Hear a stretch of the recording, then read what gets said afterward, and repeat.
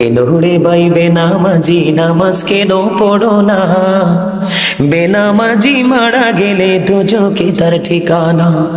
প্রথমত আসবে ফজর, পড়বে ফজর যে জনা, ফজর হবে পায়ের খড়ম, তামার তাপ লাগবে না।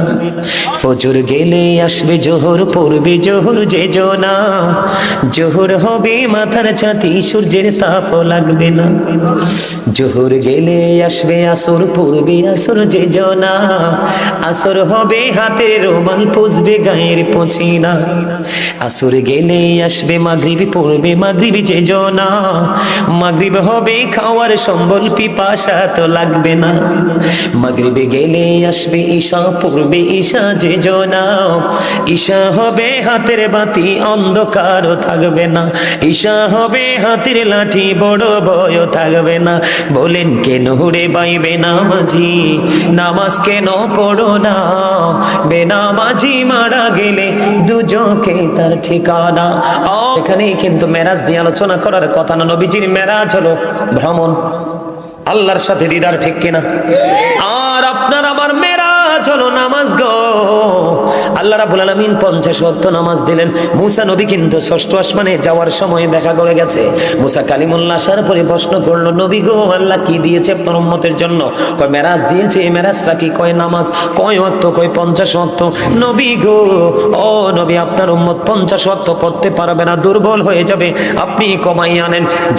যাইতে যাইতে যাইতে যাইতে বন্ধু 45 ওয়াক্ত কমিয়ে 5 ওয়াক্ত নিয়ে আসলেন। আল্লাহ রাব্বুল আলামিনকে প্রস্তাব রাখলেন, আল্লাহ গো আমি আমার উম্মতের জন্য 5 ওয়াক্ত চাই। আল্লাহ কয়, হাবিব আপনাকে আমি ফিরিয়ে দিব না, আমি নিজে আপনাকে দাওয়াত দিয়েছি আমার নিদর্শন দেখানোর জন্য। হাবিব কথা দিলাম 5 ওয়াক্ত আমি বরাদ্দ দিয়ে দিলাম গো, কিন্তু আমি আল্লাহর কথা তো দুই রকম হতে পারে না। আমি আল্লাহ বলেছি আমার বান্দার জন্য 50 ওয়াক্ত। আপনার উম্মত গুলো যদি 5 ওয়াক্ত নামাজ ঠিকভাবে আদায় করতে পারে, আমি তাদের জন্য পুরস্কারের জন্য ওয়াদাবদ্ধ। পুরস্কারটা কেমন দেওয়া হবে? পুরস্কারটা দেওয়া হবে আল্লাহ রাসূলকে আল্লাহ রাব্বুল আলামিন জানিয়ে দিলেন, আপনার উম্মত গুলো 5 ওয়াক্ত পড়বে, আমি কথা দিলাম সওয়াব কিন্তু 50 ওয়াক্তেরই দিব। সুবহানাল্লাহ। 5 ওয়াক্ত ডিউটি করলেন কয়বার?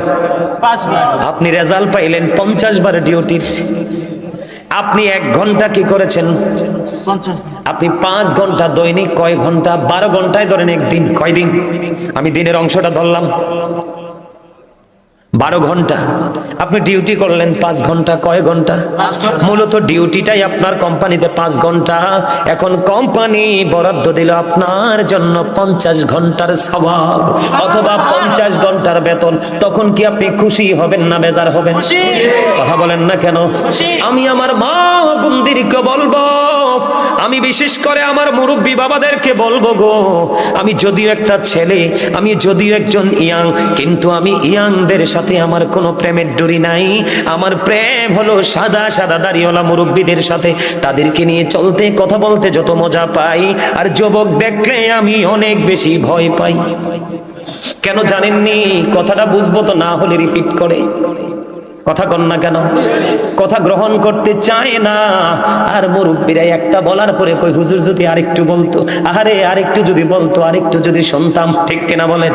এই জন্য বলছে মুরব্বী বাবাদেরকে, বাবা গো জীবনে কেমন করে নামাজ পড়ছো জানি না, আজকের পর থেকে ব্যতিক্রম ভাবে তুমি তোমার জীবনকে ডিজাইনেবল ভাবে তুমি সাজাবা আল্লাহ রাব্বুল আলামিনের দিদারের আশায়। বলো হুজুর কেন সাজাবো, কেন সাজাবো? আমি আপনাদেরকে পরে বলবো, তার আগে বলি, আপনি ডিউটি করেছেন 5 ঘন্টা, আপনাকে বেতন দেওয়া হয়েছে 50 ঘন্টার। আপনি শুধু খুশি না, মহা খুশি। আপনি চাইবেন কোম্পানিকে, কোম্পানির মালিককে আপনার মাথায় রাখতে। কিন্তু আগারগরের বন্ধু তোমাদেরকে বলতে চাই গো, কেন তোমরা এত বোকা হয়ে গেলা? কোরআন শরীফে সূরা 30 পারা ভিতরে বলে, ফি আইয়ি সূরাতিম মা শাআ রাক্কাবাক। আল্লাহ বলতেছেন, আল্লাহ ক্রিয়েটেড দ্য মাইন্ড। আল্লাহ বলতেছেন, আল্লাহ আমাদেরকে আল্লাহর মন মতো করে বানাইছে। ওমা সুবহানাল্লাহ কয় না? আল্লাহ কয় আমাদেরকে আল্লাহর মন মতো করে বানাইছে, আর কাউকে না, শুধু আমাদেরকে। কত মন মতো করে বানাইছে। সূরা ৩ বলেছেন লাকাদ খালাকনাল ইনসানা ফি আহসানি তাকওয়িম। আসমান জমিন চন্দ্র সূর্য যা কিছু আছে সকল সৃষ্টির মাঝে আমরা সুন্দর। সুবহানাল্লাহ। আমি কইছি না আমারে চাস্তো ভাইটা কালা, এটা আমরা পৃথিবীর মানুষ কম্পেয়ার করি, কালা সাদা লম্বা খাটো মোটা চিকন ধনী গরিব, কিন্তু আল্লাহর কাছে সবাই সমান। আল্লাহ সবাইকে মন মতো করে বানাইছে, তুমি সেই মালিককে তুমি মন মতো করে আপন করে নিতে পারলা না। কিসে তো তোমাকে তাড়া করলো, কিসে তোমাকে তোমার পেছন দিক দিয়ে আঘাত করলো যে তুমি তোমার মালিককে ভুলে যেতে বসেছো। বন্ধুরে আমার, আপনি দুনিয়ার অর্থ পেলে খুশি হয়ে যান, ওপারের অর্থ যে কত দামি, এই দুনিয়ায় সাহায্য চাইলে পাওয়া যায়, ওপারে গেলে কিন্তু পাবেন না। কারণ আউয়ালু মা ইউহাসাবু বিহিল আবদু ইয়াউমাল কিয়ামাতিস সালাহ। কাল হাসরের দিন আল্লাহ রাব্বুল আলামিন সর্বপ্রথম আপনার কাছে নামাজের হিসাব চাইবে, দিতে হবে রে, এদিক সেদিক নড়াচড়া করা যাবে না। আল্লাহ বলেছে বান্দা সাবধান হয়ে আসো, লা ইয়ামনাউ দাইদে, সেদিন মানুষ মরতে পারবে না। আল্লাহ বলেছেন ফিহা ওয়ালা ইয়াহইয়া, আল্লাহ বলেছেন people will not be able to life that day, সেদিন মানুষ বাঁচতেও পারবে না। আল্লাহ বলেছেন ওমা হুম আনহা বিগাইবিন, people will not be able to escape that day, সেদিন মানুষ পালাতেও পারবে না। বাঁচার সুযোগ নাই, মরার সুযোগ নাই, পালাবার সুযোগ নাই, ডাইনে বামে কোনো বন্ধু নাই রে, কোনো বান্ধব নাই। এই জন্য প্রস্তুতি নাও। হুজুর প্রস্তুতি নেওয়ার সঙ্গে কোথায় পাবো? তুমি তোমার যেখান থেকে খোঁজো একজন হক্কানি আলেম বা আল্লাহর ওলি খুঁজে নাও, জীবন বদলে যাবে। বন্ধুরে আমার, ঈসা রুহুল্লাহ একদিন হেঁটে যাচ্ছেন, ঈসা নবীজির জামানায়, আমার দিকে তাকান, হেঁটে হেঁটে যাচ্ছেন, যাওয়ার সময় হঠাৎ করে তিনি দেখতে পাইলেন একটা পাখি। আমার দিকে তাকান, আশ্চর্য ধরনের একটা পাখি, সে নিজের গা ধুলাবালির মধ্যে ভরাচ্ছে, ময়লা যুক্ত করছে ভুলো ধুলাবালির মধ্যে। আমি এক্সাম্পলটা দিই, আপনারা তো গ্রামের মানুষ, আপনারা দেখেননি মুরগি, দেখবেন গ্রামের মধ্যে গর্ত করতে করতে পুরো শরীরটাকে একেবারে ময়লা ভালু ভালু করে ফেলে, দেখছেননি কখনো? আমি দেখেছি, দেখবেন একটু দূরে গিয়ে ঝাড়া দেয়, দেখবেন পরিষ্কার হয়ে যায়, এরকম দেখছেন না? ঠিক তেমনটি ঈসা রুহুল্লাহ দেখতে পাইতেছেন, একটা পাখি নিজের শরীরটাকে শুধু ময়লা করছে, আরেকবার তিনি ময়লা করে আবার পুকুরে যেয়ে পড়ছে, মানে পানির মধ্যে গিয়ে গোসল করছে, গোসল করে এসে আবার গায়ের মধ্যে ময়লা লাগাচ্ছে, আবার কি করছে, ময়লা নিয়ে আবার গোসল করতেছে। ঈসা নবী দাঁড়িয়ে দাঁড়িয়ে দেখতেছেন, চিন্তা করতেছে, কি রে ব্যাপার, কি আশ্চর্য ধরনের ব্যাপার, তার কারণ কি? এবার আল্লাহ রাব্বুল আলামিনের পক্ষ থেকে ফেরেশতা পাঠিয়ে দিলেন, এসে বললেন, নবী গো, আল্লাহর নবী ঈসা গো, আপনি রহস্য খুঁজতেছেন, এটার রহস্য, এটা হলো আখিরি নবীর উম্মতের নিদর্শন। ঈসা রুহুল্লাহ বলতেছে, কেমন নিদর্শন? কই এই যে পাখিটা দেখতেছেন ময়লা করছে, এটা হলো আখিরি নবীর উম্মতের গুনাহ। আবার যখন দেখতে পান পাখিটা গোসল করছে পানির মধ্যে গিয়ে, ওই গোসল হলো আখিরি নবীর নামাজ, আখিরি নবীর উম্মতের নামাজ। নবী গো, ও নবী, আখির নবীর উম্মত যখন গুনাহ করবে, ওই পাখির বডির মতো তার জীবন, তার বডিটা ময়লা হয়ে যাবে, আমল নামাটা নোংরা হয়ে যাবে। যখন নামাজে যায় দাঁড়াবে, নামাজে দাঁড়ানোর সঙ্গে সঙ্গে তার গা থেকে গুনাহগুলো ঝরে পড়ে যাবে। এমনি করে করে 5 বার সে অপরাধ করবে, নামাজ পড়ার পরে গুনাহগুলো মাফ হয়ে যাবে। কত দামি রে আখির নবীর উম্মত, জোরে জোরে কন্যা সুবহানাল্লাহ। শুধু তাই নয়, শুধু তাই নয় রে, আরো মজার খবর আছে, বলবনি? হযরত আবু যর রাদিয়াল্লাহু তাআলা আনহু থেকে হাদিস কানা বর্ণিত। এখন কি শীত না গরম? শীত। আপনাদের বড়রা আগানগরে গাছের পাতা ঝরেনি? সব গাছের পাতা না, আমার দাদা খুব চালাক, সব গাছের পাতা ঝরে না। আসলে নারকেল গাছ, তাল গাছের পাতা কিন্তু ঝরে না, ঠিক কিনা কোন? শীতের কারণে ম্যাক্সিমাম গাছের পাতা কিন্তু ঝরে যায়। হাদিস শরীফ দেখেন, নবীজি উম্মত গুলোকে কেমন করে উৎসাহিত করছে, শেখাচ্ছে। আমার নবীজি একটা ডাক দিয়ে বললেন, শীতের দিনে নবীজি বের হলো, বের হয়ে চাইয়া দেখে গাছের পাতাগুলো শুষ্ক হয়ে ঝরে ঝরে পড়ছে। নবীজি গাছের ডালা ধরলো, ধরার পরে হাদিস যিনি বর্ণনা করেছেন রাবি হযরতে আবু জর, আবু জরকে ডাক দিলেন, আবু জর, আবু জর উত্তর দিলেন লাব্বাইকা ইয়া রাসূলুল্লাহ। আবু জর দৌড়ে আসলেন, নবীজি গো আমি হাজির। এবার নবীজি একটা ডাক দিয়ে বললেন, রে আবু জর, আবু জর তুমি চাইয়া দেখো গো, শীতের কারণে, শীতের দিনের কারণে গাছের পাতাগুলো বিরামহীন ভাবে ঝরে ঝরে পড়ছে। রে আবু জর, আমি নবীর উম্মত, আল্লাহর প্রিয় বান্দাগুলো তারা যখন নামাজ পড়ার মাধ্যমে, নামাজের মাধ্যমে যখন তাদের কপালটা আল্লাহর কুদরতে কদমে লাগায়া দিবে, লাগায়া দিতে দেরি রে, ওই শীতের দিনের গাছের পাতার মতো তার জীবনের গুনাহগুলি ঝরে পড়ে যাবে। এর চেয়ে মজার খবর আর কি দিব বলেন? আমি আসলে আজকের বিষয় সম্পর্কে আমার কোনো ধারণাই নেই, একেবারেই নাই। আমি মন মতো করে একটা আলোচনা করব নিজের মতো করে। আসার পরে দেখি খুব সালা কতলা রেডি করে রাখছে। আলহামদুলিল্লাহ বলেন না, আর জোরে বলেন আলহামদুলিল্লাহ। মসজিদে পড়লে আজান সবার আগে যায়, নামাজ শেষে বাইরে এসে সুদের টাকা খায়। নামাজ হইল না রে তোর, নামাজের লইলি না খবর, ঠিক কিনা বলে? নামাজের ভিতরে তোমায় মশায় কামড় দিলে, মশা তুমি আগে মারো রুকু সেজদা ফেলে। নামাজ হইল না রে তোর, নামাজের লইলি না খবর, ঠিক কিনা? আমরা এরকম মুসল্লি না? বলো হুজুর, এটাও যিনি লিখেছেন অত্যন্ত বিচক্ষণতা দিয়ে লিখেছেন, ওনারও বিবেক আছে। বলতে হবে রে, আমার দিকে তাকান বন্ধু, ইমাম বুখারীর নামাজ পড়ার সিস্টেম। ইমাম বুখারী নামাজে দাঁড়িয়ে গেল, ইনি নামাজ পড়তেছেন বন্ধু, নামাজ চলতেছে কন্টিনিউ, চলতে চলতে তোনার নামাজ শেষ হয়ে গেল। নামাজ শেষ হওয়ার পর ওনার ছাত্রকে ডাক দিয়ে বলো, বাবু এখানে আসো গো, আমার জুব্বাটা তুমি একটু উঠাও। উঠানোর পরে বললেন, চাইয়া দেখো আমার জুব্বার ভিতরে কি আছে। এবার চাইয়া দেখলো বন্ধু, আমরা ভেঙ্গুলো বলি আবার বল্লাও বলি, একটা হলুদ একটা কালো আছে না নাই? হলুদের তুলনায় কালোটা কিন্তু অত্যন্ত ভয়ঙ্কর। ও বন্ধু, ইমাম বুখারীর জুব্বাটা আলগি দিয়ে ওনার ছাত্র ছায়া দেখলো, ওই বিষাক্ত বল্লা বিমরুল পোকা একটা নয় দুইটা নয় বন্ধু, 10টা কামড় দিয়েছে। ও বন্ধু, ছাত্র একটা ডাক দিয়ে বলল, হুজুর, হুজুর গো, কেমন করে বিষাক্ত পোকার কামড় খেয়ে একটা নয় দুইটা নয় 10টা কামড় দিয়েছে গো আপনাকে, কেমন করে আপনি নামাজ চালিয়ে গেলেন? ইমাম বুখারী একটা ডাক দিয়ে বলল, এদিকে দাও, এদিকে দাও, দিয়ে যাও, এটা আমার কাছে দিয়ে যাও, এই এদিকে দাও, তুমি দাও, তুমি দাও, দাও দাও, এনে দাও, আমার কাছে দাও, ঠিক আছে, এই দেখো, এটা আমার পকেটে নিলাম, আর পাইতে না, শেষ। এটা কিছু দাম আছে, এতে আমার লাল লাইট দিয়েছে, আমি হজাক নি, কত হুন্ডার হুন্ডা, ব্রিটিশ কারিগর কইছে, এটা নিলাম, শেষ। এই যে কথাটা বলছি, একটা ফাইন একটা হাসি দিয়েছেন সবাই, ক্লান্তি কম পক্ষে আধা ঘন্টার জন্য আবার চলে গেছে, আমি ফ্রিলি আধা ঘন্টা ওয়াজ করতে পারবো আরো, ঠিক কেনা বলে? মজা লাগে না? এটা হচ্ছে ওয়াজের সিস্টেম। মুসল্লিরা যখন দুর্বল হয়ে যায় তখন হুজুরে কৌশল খুঁজতে হয় কিভাবে গোমটা দৌড়ানো যায়। একটা মজার জায়গা পাইছি, আলহামদুলিল্লাহ। এবার ইমাম বুখারী একটা ডাক দিয়ে বলল, নামাজে আমি যখন কোরআন তেলাওয়াত করছিলাম এত স্বাদ আমি পেয়েছি রে, ওই ভিমরুল পোকার বিষাক্ত কামড় আমার হৃদয় পর্যন্ত পৌঁছাতে পারিনি।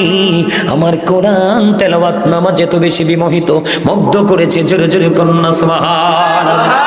বন্ধু, তোমরা মুসল্লি, ইমাম সাহেব যখন নামাজে দাঁড়ায় রে, একটু কেরাতটা লম্বা করলে তোমরা গলা হড় দাও। আইসো সবার পরে, ইমাম সাহেব নামাজে খাড়াইছে, একটু মজা করে তেলাওয়াত করছে, তুমি সেটাও মানতে পারো না। ওই নামাজির জন্য কোনো জান্নাতের চাবি নাই। কথা বলেন না কেন? নামাজ পড়তে হবে কেমন করে, আমি আপনাদেরকে কন্ডিশনটা শিখাই। আমার দিকে তাকান, যখন আপনি নামাজে দাঁড়াবেন, নামাজে দাঁড়ানোর পরে আপনি মনে মনে চিন্তা করবেন আপনার সামনে যেন বাইতুল্লাহ, খানায় কাবা, জোরে জোরে কন্যা সুবহানাল্লাহ। আপনার চিন্তার সামনে দেখবেন আপনার সামনে খানায় কাবা, ওই বাইতুল্লাহ মক্কায় যেটা আছে, ঠিক কিনা বলে? আপনি আপনার ডান দিকে মনে করবেন জান্নাত, আপনি বাম দিকে মনে করবেন জাহান্নাম। আপনি মনে করবেন আপনার জীবনের এই নামাজটা আপনার জীবনের শেষ নামাজ রে। আপনি মনে করবেন আপনার পিছনে আজরাইল দাঁড়িয়ে আছে, নামাজ শেষ হইতে দেরি রে, ও বন্ধু আমার মরণটা হয়ে যাবে। এই চিন্তা যদি করে নামাজে দাঁড়াতে পারেন, এবং আপনি যেই মুসল্লার মধ্যে দাঁড়াবেন, যেই জায়গাটায় দাঁড়াবেন অথবা মসজিদে দাঁড়াবেন, আপনি মনে মনে চিন্তা করবেন আমি যেন ফুলচেরাতের উপর দাঁড়িয়ে আছি, একটু যদি অমনোযোগী হই আমি জাহান্নামে পড়ে যাব। আমি এই কথাটা কেন বললাম? ফুলচেরাত মানে হলো আপনি এতটা মনোযোগের সাথে নামাজ পড়তে হবে রে, অমনোযোগী নামাজীদের জন্যই বরাদ্দ আছে দুর্ভোগ, যেটা আল্লাহ কোরআনে বলেছেন ফাওয়াইলুল লিল মুসাল্লিন। বুঝে আসছে আমার কথা?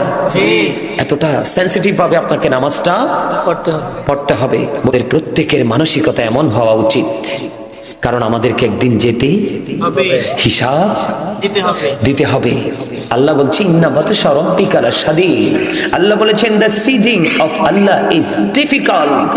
আল্লাহ ধরা, আল্লাহর পাকড়াও বড় শক্ত, বড় কঠিন। আল্লাহ ধরার পরে বলছেন ইন্নাল্লাহা সারিউল হিসাব। Allah is quick to take account. আল্লাহ হিসাব গ্রহণে অত্যন্ত তৎপর, কঠোর। হিসাব নিবি চুকিয়ে চুকিয়ে কি করবো আমরা? এই জন্য আমাদেরকে অ্যালার্ট হতে হবে, সচেতন হতে হবে। আল্লাহর কোরআন দিয়েছেন, তারপরে বাকি সব রাসূলের মাধ্যমে হাদিস দিয়ে আমাদের কাছে মেসেজ পাঠিয়ে দিয়েছেন, শুধু আমরা গ্রহণ করব আর বাস্তবায়ন করব, তাই তো? বন্ধুরে আমার, আমার দিকে তাকান। আমার আপনার প্রাণের নবী বলেছেন এক রমজান থেকে আর এক রমজান পর্যন্ত রমজানের গুরুত্ব কত দেখেন। রমজান মাসে বন্ধু সুদ খাওয়া যাবে না, কাউকে বকা দেওয়া যাবে না, কাউকে গালি দেওয়া যাবে না, পরের হক মারা যাবে না। বন্ধু অনেক কাজ আছে যেটা আপনি আমি এখন করি, অনেকেই করি আমরা, এগুলো কোনো কিছু করা যাবে না। কারণ রমজান মাসে একটা আমল করা, যেমন একটা কোরআন খতম করলেন, একটা কোরআন খতমের বিনিময়ে আপনার আমল নামায় 700 কোরআন খতমের সওয়াব দেওয়া হবে। রমজান মাস এটা হলো মুমিনের জন্য, আখির নবীর উম্মতের জন্য স্পেশাল সার্ভিসের মাস। আপনি যদি সুন্দর করে করে শুরু থেকে শেষ পর্যন্ত আমল করতে পারেন, ও বন্ধু আপনি যেদিন মায়ের ওদর থেকে এসেছেন নিষ্পাপ হয়ে ঈদুল ফিতরের নামাজ পড়তে যাবেন, একটা রাস্তা দিয়া আরেকটা রাস্তা দিয়া ঘুরে ঘুরে আপনি আপনার বাড়ি চলে আসবেন রে। তখন আপনি মায়ের পেট থেকে বের হয়ে যেমন মাসুম ছিলেন, আপনি মাসুম হিসেবে বিবেচিত হয়ে যাবেন। তবে শর্ত হলো বন্ধু, রমজান মাসে রোজা রাখা ফরজ। ইচ্ছে করে কেউ যদি একটা রোজা ভাঙ্গো বন্ধু, সারাটা জীবনও সেই রোজার খেসারত দিতে পারবা না। এই জন্য রমজান মাসে গ্যাস্ট্রিক বেড়ে গেছে অজুহাত বলে রোজা ভাঙ্গা যাবে না, আলসার হয়েছে বলে রোজা ভাঙ্গা যাবে না। রমজান মাসকে আপন করে গ্রহণ করে নিতে হবে। সবচেয়ে বড় মজার খবর, আমরা সবাই চাই আমরা নিষ্পাপ হতে। আল্লাহ রাসূল বলেছেন এক রমজান থেকে আরেক রমজানের মধ্যে 300 থেকে 305 দিনের গ্যাপ। কথা বলে না? 300 থেকে 300 কতদিন? 300 থেকে 305 দিনের গ্যাপ। বন্ধু আমি আপনাদেরকে বলি, 360 দিনে যদি 1 বছর হয়, কয় বছর? 360 দিনে 1 বছর আমি ধরে নিলাম, অথবা 65 দিনে আমি 1 বছর ধরে নিলাম। আপনি যদি এই বছরে যদি 30 দিন, ওই বছরে যদি 30 দিন, 29-এ গেলে তো সেটা আলাদা কথা।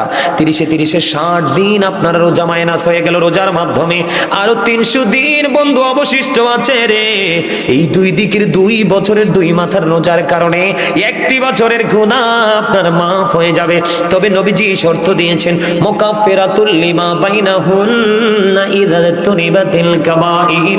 নবীজি শর্ত দিয়েছে কবিরা গুনাহ থেকে তোমাদেরকে বেঁচে থাকতে হবে। জোরে জোরে বলুন সুবহানাল্লাহ। তাহলে মজা না? কথা কয় না? হাদিস শরীফটা অত্যন্ত মজার না? আমার কাছে এত ভালো লাগে, যেটা আপনাদের কাছে ভালো লাগার কথা বলে শেষ করতে পারবো না। আমার দিকে তাকান। আল্লাহর হাবিব আমাদেরকে আপনাদেরকে বোঝানোর জন্য আরো বলেছেন, কারো বাড়ির আঙিনায় যদি একটা পুকুর থাকে রে, একটা জলাশয় থাকে, দৈনিক যদি তুমি 5 বার যদি গোসল করো, কয়বার? 5 বার। দৈনিক 5 বার যদি আপনি যদি গোসল করেন বা আমি যদি গোসল করি, আমরা একবার গোসল করলেই তো পুরো ময়লা দূর হয়ে যায়। গায়ের মধ্যে কমপক্ষে 2 ঘন্টা থাকে বন্ধু সাবানের যে সেন্ট, কথা কন না কেন? আর 5 বার যদি করি তাহলে পুরো বডি হয়ে যাবে সুগন্ধযুক্ত। বলে হুজুর কেন বললেন? এটা বন্ধু হাদিস শরীফের সাথে যুক্ত। আমার আপনার প্রাণের নবী, দু জাহানের বাদশা নবী বলেছে রে, ও আগানগরের মানুষ, আমার নবী বলে দিয়েছেন, কেউ যদি কারো বাড়ির আঙিনায় যদি একটা পুকুর থাকে, জলাশয় থাকে, দৈনিক যদি 5 বার গোসল করে, তার বডির মধ্যে কোনো দুর্গন্ধ থাকবে না, কোনো ময়লা থাকবে না। ঠিক তেমনি ভাবে যদি তুমি প্রতিদিন যদি 5 ওয়াক্ত নামাজ পড়তে পারো, তাহলে তোমার 5 ওয়াক্ত নামাজ পড়লে তোমার আমল নামায় কোনো গুনাহ থাকবে না। জোরে জোরে বলেন না সুবহানাল্লাহ। বন্ধু আমাদের দাম এত বেশি রে, এই যে গেল মেরাজের চাঁদ, রজবের চাঁদ, রজবের 26 তারিখ আল্লাহ রাব্বুল আলামিন আল্লাহর প্রিয় হাবিবকে নিজে দাওয়াত করে আল্লাহর বাড়ি নিয়েছেন। কথা কয় না? মজার খবর কিনা? মুসা নবী আল্লাহকে দেখতে চাইলেন, রব্বি ইয়ারিনি, আল্লাহ কয় লান তারানি। মুসা দেখতে চায়, আল্লাহ কয় না না মুসা, সরি রে মুসা, দেখা হবে না। কোরআন শরীফটা থাকলে এখন খুলে দেখাতাম আপনাদেরকে। মনে করে যান কোরআন শরীফের 15 পারা সূরা বনী ইসরাঈলের 1ম নাম্বার আয়াতে আল্লাহ রাব্বুল আলামিন বলে দিয়েছেন, সুবহানাল্লাযী ইয়াসরা বিআবদিহি লাইলাম মিনাল মাসজিদিল হারাম ইলাল মাসজিদিল আকসাল্লাযী বারাকনা হাওলাহু লিনুরিয়াহু মিন আয়াতিনা। আমি কি করতাম কম? আমার ওয়াজটাতে চেষ্টা কম করতেছি? হ্যাঁ, এরা তো সুবহানাল্লাহ কয় না, উনকে নেমে যাইতাম নি কতই। আমার সামনে বইয়া সুবহানাল্লাহ আলহামদুলিল্লাহ প্রাণ খুলে বলতে পারবেন এরকম কয়েকটা যুবক হাত তোলো তো দেখি। সবাই পারবেন? তাহলে আমার সামনে আসেন, আসেন সব, আসেন আমার সামনে আসেন। এই স্বাস্থ্য ভাই, তোমার মধ্যে প্রেম আছে, আসো আসো সামনে আসো। আমার এই স্বাস্থ্য ভাই কালা কিন্তু মনে হয় সব দিতে বালা, আসো না। আরে হুজুরের কথা শোনো না, হুজুর আরে ভালোবাসতে জানো না। আরে এই মুসা নবীকে প্রশ্ন করা হলো, আল্লাহকে প্রশ্ন করা হলো, আল্লাহ আপনি যদি খুশি হন তাইলে কি করেন? কয় পৃথিবীতে বৃষ্টি দেই। কয় আল্লাহ আপনি যদি আরো খুশি হন কি করেন? কয় কারো বাবা মার কোলে দেই কন্যা সন্তান। কয় আল্লাহ আরো যদি খুশি হন তাইলে কি করেন? কয় কারো বাড়িতে পাঠাই মেহমান। তা আজকে কি আমি আপনার বাড়িতে মেহমান না? তা আপনারটা আমি তো বলি না আপনি আমাকে পেটটা ভরে খাওয়াই দেন, আপনি হাত পা পড়ে বাজার করে কষ্ট করে রান্না করে আমার জন্য জমা করেন, আমি কিন্তু এটা বলি নাই। আমি শুধু জাস্ট বলেছি মন দিয়ে কথাগুলো শুনে যাবেন, এতে আমি খুশি হব। মেহমানকে সন্তুষ্ট করে বিদায় করতে হবে। এই শোনেন, এখান থেকে অন্য একটা হাদিসে যাই। আল্লাহ খুশি হইলে বৃষ্টি দেয়, আমরা বিরক্ত হই। আল্লাহ খুশি হইলে বাবা মার কোলে কন্যা সন্তান দেয়, আমরা তো একেবারে গাছের তে ফুরি, ওমা গো 5 লাখ বাজেট, একেবারে শেষ, সমাজের একেবারে নাক মুখ চোখ সব কাটা গেছে। মেহমান আইলে তো সারছে, হারে টাকাও শেষ, ব্যাগ লইয়ে বাজারে যাইতই। এডি আল্লাহ কয় রহমত, তোমরা কও গজব। তা আমরা লই আল্লাহ বিপদে পড়ছে না? কথা কর না কেন? আসলে আমরা ব্যাককল যে, এই কারণে সমস্যা। আকল হলো আল্লাহর দেওয়া এক নূর। কি? আল্লাহর দেওয়া নূর। বিবেক হলো আল্লাহর দেওয়া নূর। এই নূর আল্লাহ যারে দিছে সেই তো কপাল লাগছে। আজকে তো বিবেকবান যারা তারাই আসছে মাহফিলে, যারা বিবেক নাই তারা আসে নাই তো। এখানে যারা আসছে তারা খুবই চালাক। You are very clever, you are great everybody. কারণ তারাই অত্যন্ত চালাক ব্যক্তি হিসাবে বিবেচিত, যারা দুনিয়ার সময় দুনিয়ার কাজ করে, আবার আখেরাতের কাজের সময় আখেরাতের কাজ করে। আল্লাহর কাছে তারাই হলো প্রিয়। আমি একটা হাদিস শরীফ শোনাই।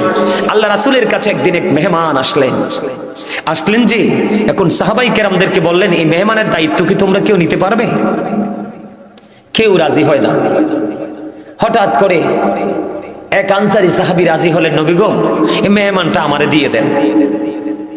তো তিনি কি করলেন, মেহমান নিয়ে তিনি বাড়ি চলে গেলেন। যাওয়ার পরে যাইয়া দেখে ঘরে কোনো খাবার নাই। বিবিকে প্রশ্ন করলো, বিবি রে, ঘরে কি আছে? আমাদের যে ছোট্ট একটা বাচ্চা আছে, বাচ্চাটার জন্য একটু খাবার আছে। এবার ওই সাহাবী একটা ডাক দিয়ে বলল, বিবি, বিবি গো, সন্ধ্যা হওয়ার পরে কৌশলে প্রদীপটা নিভাইয়া দিও, বাচ্চাটাকে কৌশলে ঘুম পাড়াইয়া দিও। মেহমান নিয়ে এসছি রে, মেহমানকে উপাস রাখা যায় না, বাচ্চার খাবারটা মেহমানটাকে একটু খাইয়ে দিব। বন্ধু খাইয়ে দিলেন, রাত্রটা পার হয়ে গেল। ওই সাহাবী সকালবেলা নবীজির কদমের দিকে রওনা হচ্ছে। নবীজি, ওই সাহাবীর চেহারাটা দেখতে দেরি রে, নবীজির চেহারার মধ্যে ফুটে উঠল এক চমৎকার মুস্কি হাসি। নবী, নবী গো, ও নবী, হাসির কারণ কি গো? নবীজি একটা ডাক দিয়ে বলল, আমি তুমি যে গত রজনীতে মেহমানের সাথে যে ব্যবহারটা করেছো, যে আচরণটা করেছো, যে ব্যবহার করেছো, তোমার ব্যবহারে তোমার উপর মালিক সন্তুষ্ট হয়ে গেছে। এই জন্য আমি নবী খবর পেয়ে তোমাকে দেখি মুস্কি হাসি দিয়ে দিলাম। আর আমরা এমন হতভাগা, নবীর উম্মত দাবি করি, সুন্নি জামাত দাবি করি রে, নবীর আদর্শকে চিরতরে ডিলিট করে দিছি। স্বার্থে যদি আসে তাহলে গ্রহণ করি, স্বার্থে যদি না আসে মানতেও রাজি না। কথা বলেন না কেন? আমার কথা ঠিক না বেঠিক? বন্ধু, এমনটি করা যাবে না। আমি আপনাদেরকে বলে দেই বন্ধু, চমৎকার নিয়জ নবীজি বলে দিয়েছেন, দৈনিক যদি তুমি 5 বার গোসল করো গো, তাহলে তোমার শরীরে কোনো ময়লা থাকবে না। দৈনিক 5 ওয়াক্ত নামাজ পড়ো, তোমার কি থাকবে না? তোমার আমল নামায় গুনাহ থাকবে না। আমি বলতেছিলাম, মুসা দেখতে চাইলেন, আল্লাহ কি দিদার দিলেন না? আমার নবীকে আল্লাহ নিজে দাওয়াত দিলেন। আল্লাহ রাব্বুল আলামিন নিজেই বলতেছেন, সুবহানাল্লাহ। আরে আমি যে তেলাওয়াত করছি বুঝেন নাই? সুবহানাল্লাযী, আল্লাহ নিজেই বলতেছেন সুবহানাল্লাহ। আশ্চর্য, কোনো কিছু দেখলে বা খবর পেলে আমরা সুবহানাল্লাহ বলি না? এই জন্য বারবার বলছি, আপনারা সুবহানাল্লাহ বলেন না কেন? কৃপণতা কেন করছেন? সুবহানাল্লাহ হলো আপনারা জান্নাতের বাগানের মেহমান, এটা আপনাদের রূহের খাবার। সুবহানাল্লাহ। এখানে বসলে কি দেহের শান্তি আসে না আত্মার? যার আত্মার শান্তি এসেছে তিনি কনফিডেন্স দিয়ে বাড়ি যেতে পারবেন যে আল্লাহ আপনাকে কবুল করছে। যিনি বুকে হাত দিয়ে বলতে পারবেন আমি শান্তি পাইনি, তাহলে আপনি মনে করবেন আপনার সফল হতে পারেননি। বন্ধু, দুযোগে তো ভয়ঙ্কর, বেনামাজির জন্য বরাদ্দ করে রাখা আছে। বন্ধু, আমি সেই দিকে যাব না, শুধু পজিটিভ দিকে থাকবো। আপনারা আমার দিকে তাকান। আপনারা যে নামাজ পড়তে যান, এখন নামাজ পড়ার পরেও কিন্তু সুদ ছাড়তে পারেন না, নামাজ পড়ার পরেও কিন্তু ঘুষ ছাড়তে পারেন না, নামাজ ছাড়ার পরেও কিন্তু পরের ক্ষতি করার চিন্তা ছাড়তে পারেন না। আমি কি আপনাদেরকে রাইট বলবো না আল্লাহকে? কাকে? আল্লাহ বলেছেন, ইন্নাস সালাতা তানহা আনিল ফাহশাই ওয়াল মুনকার, নামাজ মানুষকে খারাপ কাজ থেকে বাঁচিয়ে রাখে। আপনি নামাজ পড়ার পরেও কোন অন্যায় আপনি ছাড়তে পারলেন না, তাহলে কখনোই আপনি নামাজি হতে পারেন না। কথা বলেন না কেন? বর্তমানে নামাজ বিনষ্ট হওয়ার জন্য দুটো জিনিস দায়ী। দুটো জিনিস। কয়টা জিনিস? কথা বলে না, কয়টা জিনিস? একটা হলো যুবকদের জিন্স প্যান্ট, এটা উপর দিয়েও নাভির নিচে, নিচে দিয়েও টাকনোর নিচে। আল্লাহর কোরআন এসেছে, লিবাসুত তাকওয়া যালিকা খায়র। আল্লাহ বলেছেন, বান্দা ইমানদারদের জন্য উত্তম পোশাক ফরজ, এটা পুরুষের জন্য ফরজ।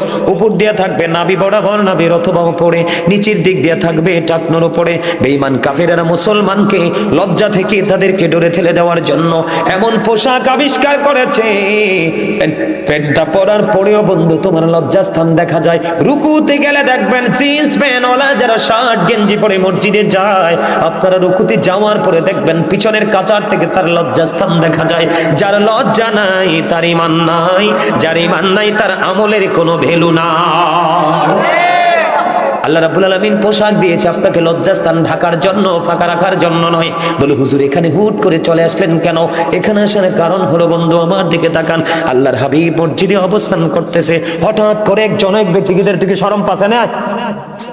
হ্যাঁ কনে বিজা এই জাত কো বিজা আইতে কিছু দেন, হ্যাঁ যাস কি লেনে বাহার কাছে বল, এতে সুবহানাল্লাহ কোন ডরে পিছনে যাই বেশি। আপনারা হাসানোর জন্য কথাটা বলছি, আপনারা হাসতেও তো জানেন না। আমার মনে হয় আপনারা অল্প সময়ের মধ্যে হার্ট অ্যাটাক করে মরবেন। কারণ যেই মানুষ এমনি থাকে, এগুলো হঠাৎ করে নাই হয়ে যায়। কই কি হয়েছে? কই স্পোর্ট ড্যাড। কি হয়েছে? কই হার্ট অ্যাটাক। তো করবো না, সারাক্ষণ পেঁচার মতো থাকে। আর যেটা দেখবেন সব সময়, আমি যে আলোচনা করতেছি এত লম্বা সময়, আমি 9:30 ধরছি, এখন বাজে কয়টা? অল্প সময় বাকি, 11টা বেজে যাবে। তা আমি যে এত লম্বা সময় হ্যাঁ 10 মিনিট বাকি, তা আমি যে আলোচনা করতেছি আমার মধ্যে কোনো ক্লান্তি দেখতেছেন? আমি কি হাসি খুশি না? এই বুঝাসান আল্লাহ কি পরিমাণ রহমত মাথার উপর দিয়ে, হেডের ভিতর দিয়ে ডালি দিছে। আলহামদুলিল্লাহ কর না কেন? আর জোরে রহমত লাগবে না? লাগবে তো, এক কানা দি দিও। এরপরও হাসতে আর নামিয়ে হেনির কথা কইছি, নোয়াখালীর কথা কইছি আর কি, এক কানা। এরপরও হাসতে আর না, চাই দাঁত আসেনি, চাই দাঁত দেন তো, চাই সুন্দর নি দেখাই, দেখতে না লজ্জা পাইছে তো। কথা কইতাম নি, এক কানা দরকার না? আমার দাদারা কিন্তু বিরক্ত অনকার যুগের ফোলাইনের চাইল চলন দেখে। আপনারা বিরক্ত না?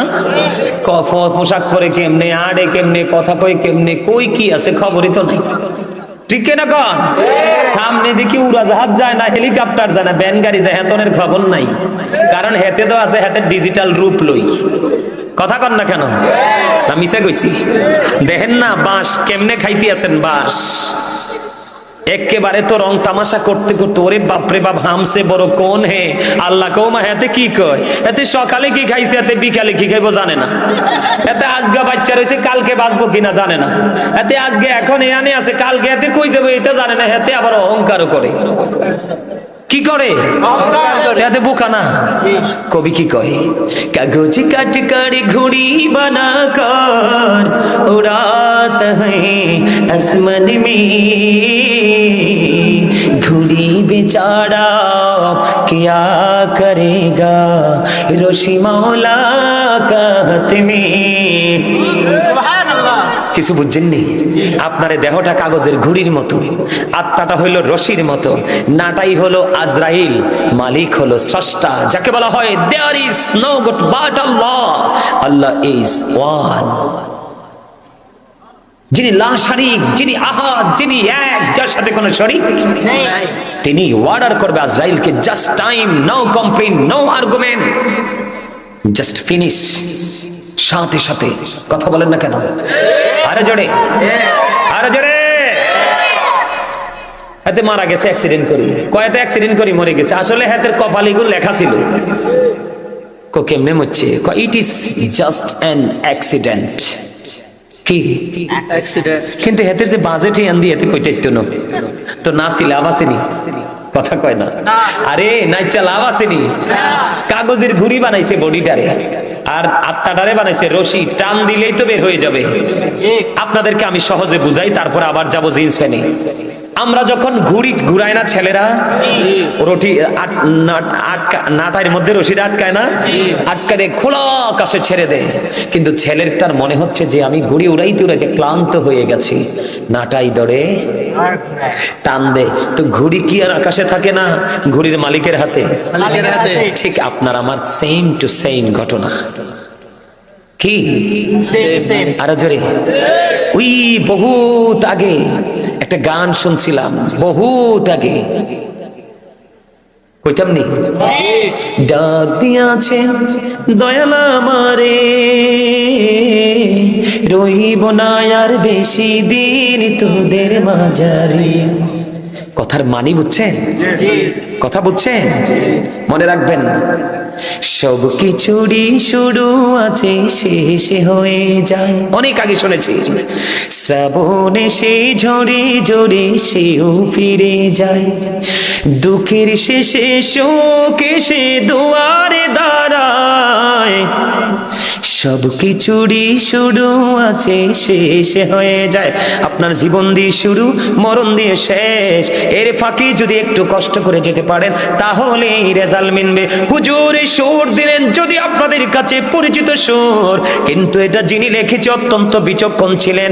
আমি ছোট থাকতে শুনেছিলাম, আল্লাহ বলেছেন ফা ইন্না মাআল উসরি ইউসরা। আসেনি রে? আল্লাহ কয় নিশ্চয়ই দুঃখের পরেই আছে সুখ। তাইলে যিনি লিখেছিলেন সেই ঈশ্বরে ঈশ্বরে তিনি কি বিচক্ষণ ছিল না? জি। কথা বলেন না কেন?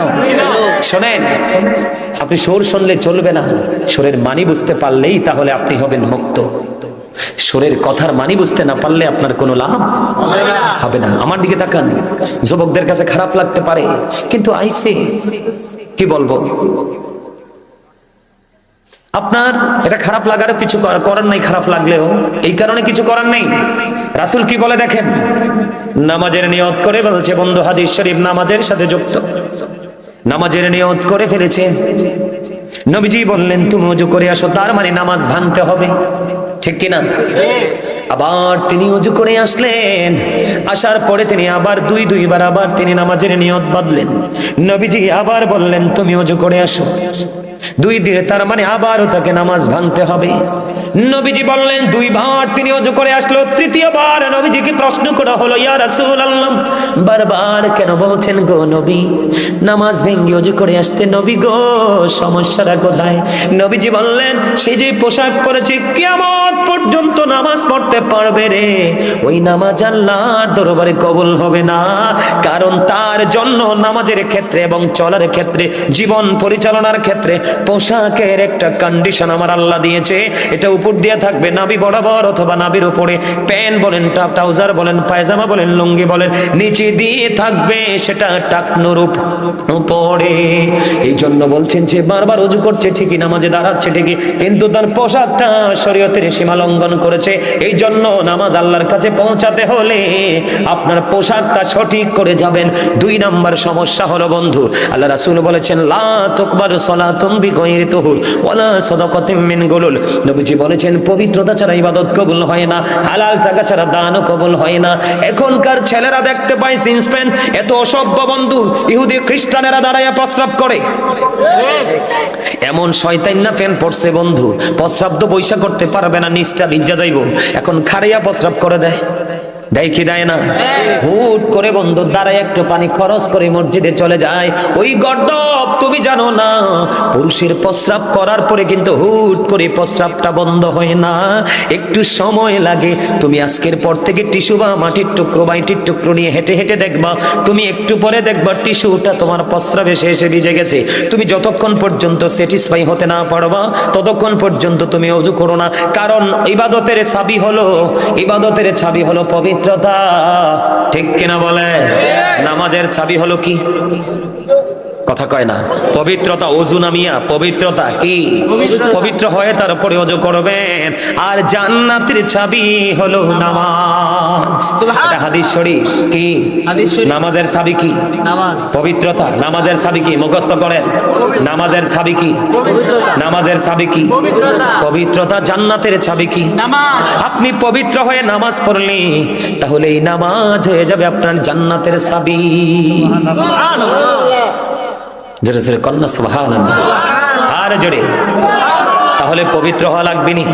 ছোট্ট করে একটা এক্সাম্পল দেব, ছোট্ট একটা হাদিস শরীফ বন্ধু।